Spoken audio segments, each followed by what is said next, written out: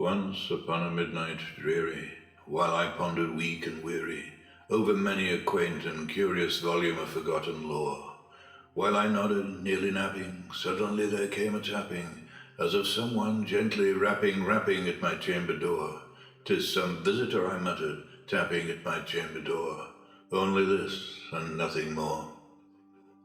Ah, distinctly, I remember it was in the bleak December, and each separate dying ember wrought its ghost upon the floor.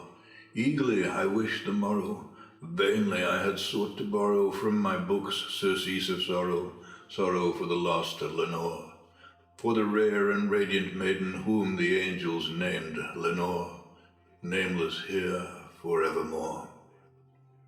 And the silken, sad, uncertain rustling of each purple curtain thrilled me, filled me with fantastic terrors never felt before, so that now, to still the beating of my heart, I stood repeating, "'Tis some visitor entreating entrance at my chamber door, some late visitor entreating entrance at my chamber door.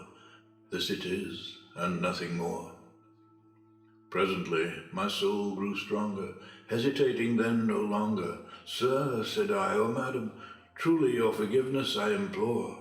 But the fact is I was napping, and so gently you came rapping, and so faintly you came tapping at my chamber door, that I scarce was sure I heard you. Here I opened wide the door. Darkness there, and nothing more.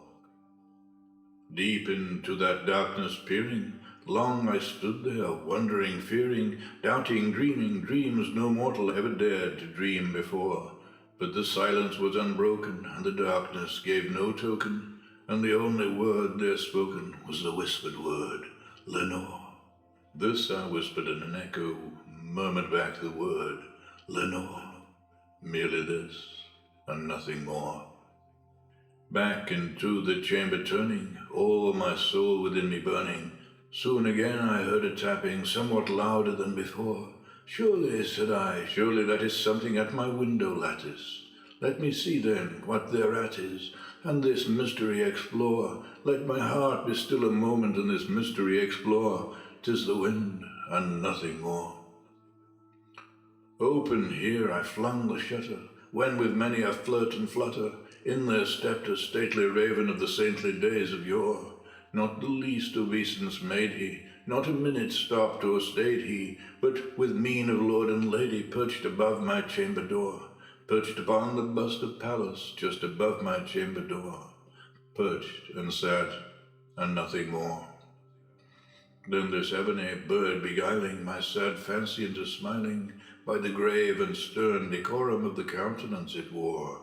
"Though thy crest be shorn and shaven thou," I said, "art sure no craven, ghastly, grim and ancient raven, wandering from the nightly shore.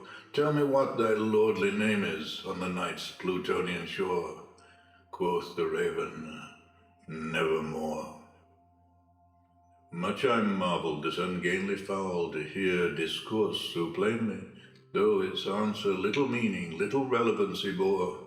For we cannot help agreeing that no living human being ever yet was blessed with seeing bird above his chamber door, bird or beast above the sculptured bust above his chamber door, with such a name as Nevermore.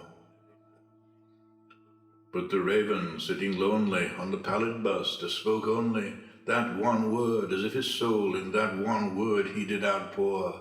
Nothing further than he uttered, not a feather then he fluttered, till I scarcely more than muttered, "Other friends have flown before, on the morrow he will leave me, as my hopes have flown before." Then the bird said, "Nevermore."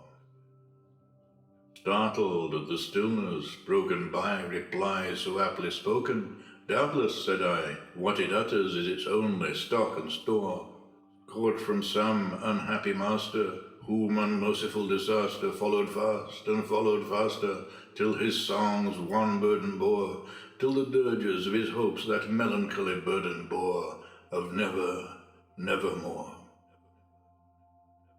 But the raven, still beguiling my sad soul into smiling, straight I wheeled a cushioned seat in front of bird and bust and door.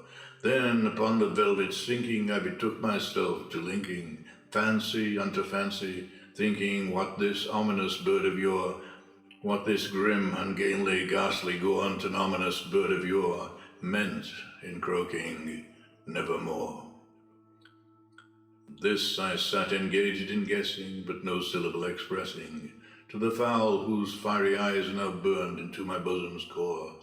This and more I sat divining, with my head at ease reclining, on the cushion's velvet lining that the lamplight had gloated o'er, but whose velvet violet lining with the lamplight gloating o'er, she shall press, nevermore. Then methought the air grew denser, perfumed from an unseen censer, swung by seraphim whose footfalls tinkled on the tufted floor. Wretch, I cried, thy God hath lent thee, by these angels he hath sent thee, respite, and nepenthe from thy memories of Lenore. Quaff, oh quaff this kind nepenthe, and forget this lost Lenore. Quoth the raven, nevermore.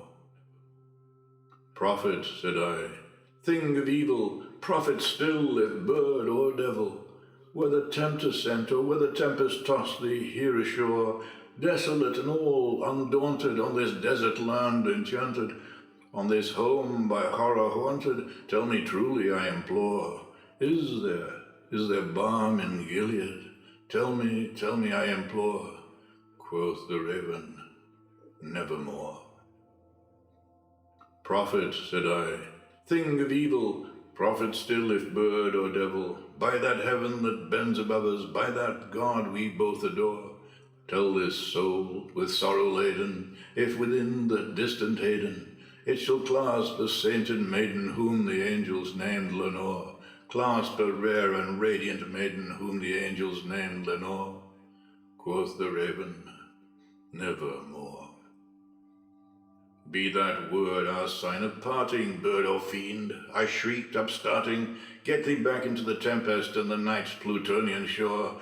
Leave no black plume as a token of that lie thy soul hath spoken. Leave my loneliness unbroken, quit the bust above my door.